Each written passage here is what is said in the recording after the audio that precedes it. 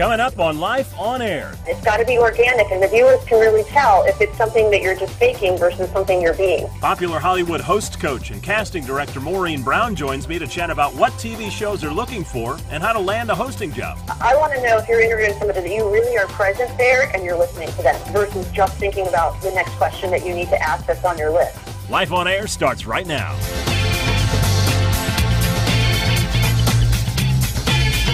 Hey everybody, welcome to another edition of Life on Air. My name is Tim Tialdo, and it is my pleasure to welcome you to the podcast for the TV hosting industry. Of course, as always, my job is to connect you with the industry, help you to learn from the experts, and help you to become the best TV personality that you can possibly be. Now, before we jump into chatting with Maureen, just a couple of updates for you. Now, last month on my blog at timtialdo.com, we talked a lot about branding and how that really sets the foundation of your career as you move forward. And this month, as demonstrated by this podcast, is going to really talk about coaching and mentoring, because without a good coach, let's be honest, most of us would probably never get to where we really want to be in our careers. And so go to my website, and if you subscribe to my RSS feed, every day I'm going to be updating you with new and informative material, kind of pertaining to coaches and mentors, finding out, where those coaches are, when some of the events or boot camps or whatever it is that they're having, and just any information that you might need to help you move forward in the TV hosting industry. So with that in mind, I'd like to introduce my guest for today. She is a well-known TV hosting coach and also a casting director. Now, for years, she was actually a casting executive at E! Entertainment and the Style Network, and today she now continues to do that on her own, both privately and with group coaching. And she's also a freelance casting director, which means she's in charge of placing hosts and experts, like many of you want to be, on network shows. So I'm both honored and excited to have Maureen Browne with me today. Maureen, how are you? Good. How are you, Tim? Hey, I'm doing fantastic, and I am super thankful that you took the time to fit this into your busy schedule. Okay, I'm very excited that you've reached out to me. Oh, it's my pleasure. And so, I know your time is valuable, and we've got a lot to talk about, so why don't we go ahead and jump right into this? When I got into the business, I started out in news. I was at Access Hollywood first, and then I went into an on-air career and, kind of worked my way up through the markets. And a lot of people always ask, well, you want to be a host. What exactly is a host? And there's so many different people on TV. So I guess from being a host coach yourself, what would you define as a host? The way I would explain it is, the host is basically like the liaison between the show and the viewer. So they're the one who's taking the viewer on this journey with them. So whether it's news or whether it's travel or entertainment news, sports, travel, cooking, any of these things, they're really the one who's the conduit between the viewer and the experience. And in your experience, what type of people are the best hosts? I mean, there's a lot of different types of people that want to be hosts, but which ones tend to be the best that actually make the job? There's kind of a combination of things. Radio people are usually great hosts because they know how to fill air. They're people who really know how to work their voice, and they know how to grab people immediately. So they tend to be great hosts. It's like, it's somebody who has a great personality. And, it's funny because I see a lot of people who come through my doors, and they're such introverts. And they're like, I want to host a show. And I'm just sort of like, I can't pull it out of them in class. And I feel like I kind of have a gift to pull things out of people. And so it's like, you really have to go, everyone kind of thinks they're famous, everyone thinks that they should be on TV, but you really have to be able to light up a room. I think I'm going away from the original answer. But I feel like there's people who just, automatically light up a room, and that's definitely helpful because there's something about you that will attract and have the viewers when they're, there's so many options for shows that when they're changing the channels that they are going to stop on you. And it doesn't necessarily mean beauty. It's just there is something about you that, whether it's your smile, whether it's, definitely personality, how you hold yourself, if you're completely authentic and real.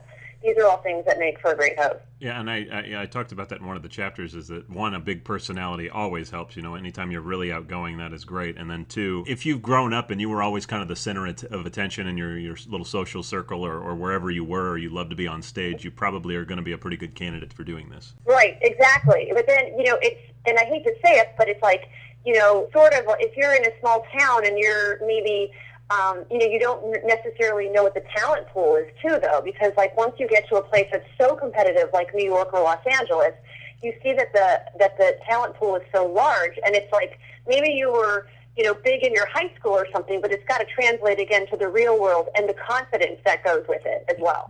Being a coach in a very specific niche type industry, I mean, I'm sure you get bombarded with the question all the time, what's the best way for me to get started? How do I get into this? What do you usually answer? I tell them to really kind of look on TV. It's definitely more than having just a great personality, but I feel like you really have to do your research. And I feel like, it's great because some hosts will come to me and they'll be like, well, I was looking up so-and-so site, and I was reading about so-and-so and how they got started and what they did.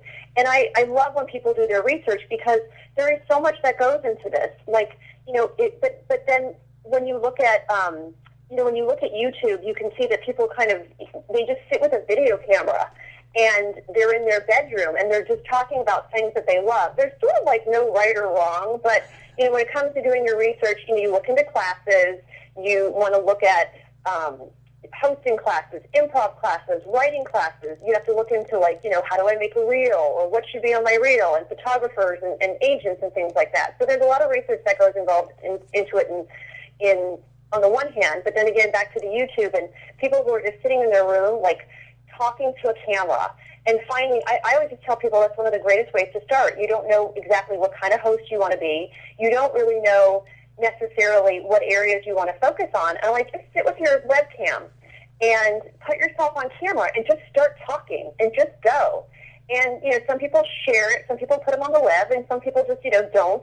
And they learn to kind of refine their skills and know that they can talk and they are interesting and people want to watch their videos. So I feel like you just have to do something. You really have to. You can do your research, but start being on tape and get feedback from your friends from there as well. Gotcha. And putting on your casting director hat, I mean, we always are told that your guys are looking for the it factor. I gotta see it. I gotta know it. I just know it when I see it. I mean, is there some things that you're looking for? Yes, it's personality. I think personality for sure. But to me, the number one thing is confidence. And it's that person who can come into a room and even if they make a mistake on their copy, and they can make a few mistakes, but there is just something about them because they feel comfortable in their own skin. And that's the person who can laugh at themselves. I mean, it's just, they don't take it so seriously. Yes, it's important to them, but they just don't place the same sense of urgency on it. They're confident, and that's really what I respond to. One of the things that I got into that I think a lot of hosts really honestly aren't very good at is marketing and branding themselves. They're great at being a big personality and knowing what they can do, but they really don't know how to get it out there. Talk about some of the ways that potential or aspiring hosts can brand themselves today to kind of get started. I think it was Jeff Bezos from Amazon who said, your brand is what people say about you when you leave the room. So I feel like your personality is your brand. Now, that said, people need a little leg in or leg up to get in the door. So having an expertise definitely helps. But, it has to be a true expertise. It can't be just because you were necessarily the dating and relationship person in your college, and you wrote for your school paper or something. That's fine and great, but when it comes to the real world, we want, you to have a certification after your name and know that it's real credible information because the competition out there is so fierce in that kind of in the expert world. Yeah. But that said, if you're somebody who, I feel like your brand is also what you're doing if there's no camera on you. So if you're, let's just say, you want to do, if you just love pop culture, maybe just, if you look at someone like Ryan Seacrest, he's not swinging a hammer, he's not cooking, but yet he is a working and very successful host. So I feel like his brand is just being a host and being a personality. And I feel like it kind of goes with Tom Bergeron and Chris Harrison and Jeff Probst. These are all guys that are just personalities. So it's what your brand, I feel like, is what you're so passionate about. It's what you're doing when the cameras aren't rolling. If you're, a foodie and you just want to go around and find out all the interesting foods or travel or something like that, then I feel like that's really, that's organic and that's authentic to you. But people don't realize how much work goes into it. And it's I see with the casting process that I do is that a lot of people now, they want to use celebrities for their shows. And, there's one show I'm working on right now, and it is a huge show. And I'm working for Nigel Lithgow, and, he does huge productions. and the network is ABC, and they're just like, we want a big celebrity to host the show. And it's like, I get it, you know, you want that celebrity name, you know, you kind of look on the side of the bus and you think if you have an unknown there, it's not going to sell the show. If you have a celebrity there, people will want to tune in. But the job itself is so big, and there's so much that goes in behind being a great host, is I think they really don't understand, because it just looks easy, you know. Yeah. It just look at Billy Crystal, you know, hosting the Oscars. He makes it look so easy and fun, and then you look at two professionals like James Franco and Anne Hathaway, who struggled at it. So it just looks easier than they don't realize what goes on behind it. Your brand is not something that someone gives to you. Like, I hear some of the dumbest, maybe that's not the right word, but I hear brands, it's like, oh no, you're this girl, this is what you are. And you're like, well, I mean, I get some people who are like, yeah, but that's what someone told me my brand is, but that's not really what I like to do, and that's not who I am. So, you know, be careful. Don't let somebody brand you for yourself, because again, like, that's where I feel like you're it. You're the brand. So it's not what somebody wants you to be. Because again, it's got to be organic, and the viewers can really tell if it's something that you're just faking versus something you're being. Now, I know from experience that first 30 seconds of when you pop in a reel, or, you know, you're looking at auditions, that's it. I mean, that's pretty much it, or it's going in the pile. So what do you want to see in that first 30 seconds? I really want to see good stand-ups. Like, I have to see, if I'm looking in 30 seconds, I need to see that you know how to interview somebody, that you have a really strong stand-up, and you can really really master reading copy. And I want to see, interviewing somebody doesn't have to be a celebrity, but I want to know that you can listen, and I want to know, because that's huge. I want to know if you're interviewing somebody that you really are present there and you're listening to them versus just thinking about the next question that you need to ask that's on your list. Those are really probably two of the most important things that I want to see in 30 seconds. And again, of course, your personality. Got it. The traditional question I get a lot is, how do I get noticed by a casting director? And yeah, you can be hanging out in the right places and, you know, maybe coming to your coaching class and shaking hands with you and getting to know you. But maybe what is the best way that I can get noticed, or anybody can get noticed by a casting director out there? You know, by contacting them. And I feel like, send them, have materials. Send them your materials. And I know that it's really expensive to have, like, your little press kit with your folder, your resume, your headshots, your reels, and any kind of, social media things that you want to put in there. But I also find that if somebody sends, like, I think they're great, are those little postcards, those mailer postcards. Mm-hmm. They just literally maybe send that every few months. And it seems few months maybe a long time on the host end, but really, like, for us, months can go by so quickly. So you don't want to inundate them and constantly, like, be in their face. But I feel like a friendly reminder, hey, just wanted to keep you in mind, or I hope you'll keep me in mind if you have something coming up. I'm a real fan of your network or show or whatever it is. I just find that to be really helpful. Again, it's networking and going to events and meeting producers, and it's easier said than done, but it's like I see all these kids in my class who they are always going to different events, they go to parties, and it's by meeting people and really dropping a line.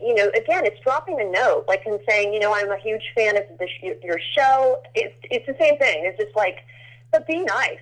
And people love it. Like, if you, of course, flatter them, I'm so, I love what you're doing, and I would be so honored to be able to audition for you, or something like that. You know what I mean? Yeah, absolutely. And there's a lot of people out there that they're hosting right now, maybe their own little show on YouTube, or maybe they're doing some social media stuff, trying to develop a little following.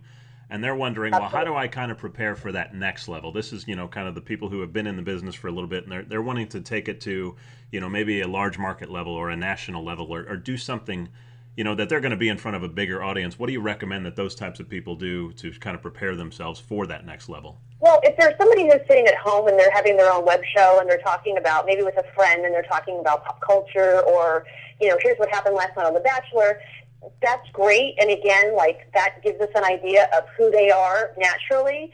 But, I think really having good skills. And also good materials. So if you're doing the show at home, by taking classes, if you're in an area, obviously, where they teach classes. I mean, I get a lot of people who fly to me from Australia. I think that's the farthest I've gotten. But I have people who come once a week from the Bay Area. They fly down and they take my Wednesday class, or they drive in from Las Vegas. So it's like, I find that the people who really want it are the ones who are really going to do the work. But by having skills, by taking an improv class, it's not all just about like your hosting skills, but again, it's listening, possibly taking a writing class on how to write news copy. I mean, there's so many, like if you look online, you can get a journalism, like I think it's a digital journalism degree. Yeah. So, so if I call you in, like, it would be so impressive to me if I found somebody on YouTube, which I do. I'm always on Google. I'm always on YouTube, and I'm typing in relationship expert. I'm typing in makeup expert or, makeup artist. These are things that I'm always looking for the next person. And if they can not only come to me with the skills that they know what they're doing, but they can also, oh, yeah, sure, no, I'm totally comfortable interviewing somebody and also being interviewed. But if they want to have, by people taking it to the next level, they just know that they bring the extra skills. I know how to produce my own segments. I know how to, things like that. It just makes it, you've just kicked yourself up a notch compared to many of those that are out there. I have a lot of people who tell me that, it's such a small business. I mean, there's only a few shows out there. I don't even know how I could compete with everybody. And I was doing research the other day, and I think since 2000 alone, there have been over 700 reality shows created. I mean, how many shows are you kind of casting on a monthly basis? I usually work on one show at a time because it's intense, and so sometimes I'm casting it for 4 or 5 months, and then sometimes I don't work for a couple months or so. And sometimes I just have to turn stuff down. I tend to really cast for bigger. I've just been doing like more network stuff, bigger stuff. So then that said, I can do a couple shows in a week too, depending. So it's not just television, but it's really a ton of web stuff that's out there now.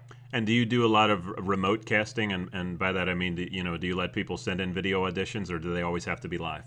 They always have to be live. Okay. Now let's talk about the auditioning experience, because so many people, it's a nerve-wracking experience. They sweat, they're worried, they're tense, and they're wondering, what is this person thinking of me? And I think a lot of people think you're out to get them, and it's really the opposite. I mean, more than anything, isn't it that you just really want them to be the one? You're absolutely right. I so want them to be the one. And from what I hear, is I'm kind of rare in the casting world. I mean, please don't say that. I want to toot my own horn. But I'm the one. I guess also because I'm the coach. I really want to see them do well, and so I'm cheering them on in that room. And I'm trying to. If I see something there, I am going to really work with them a couple more times so I can really bring out what it is I'm looking for and what I think that they can deliver. I think a good casting director is somebody who really does kind of convey that it's not about, the quantity and seeing the massive numbers. It's just really trying to make them feel comfortable, and they're going to give you a good read. Gotcha. Last question I have for you is concerning agents. And some people wonder, how important is it or isn't it to have an agent? And from a casting director standpoint, could you answer that question? I don't think you necessarily need an agent, and because I know it's so hard to get one, but I feel like you really need to be your own agent. So even if you have one, on the one hand, you still need to be your own agent. So you've got to be that person who's out there and they're marketing themselves. They're out sending the flyers, sending the press kits, updating their Facebooks and things like that, saying, I just shot this video. Just shot this video. Would love to get your feedback. They're building Twitter followers.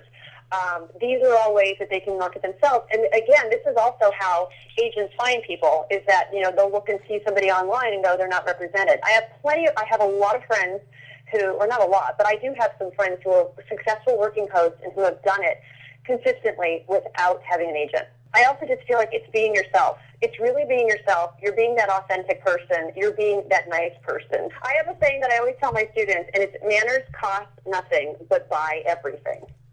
And I love it.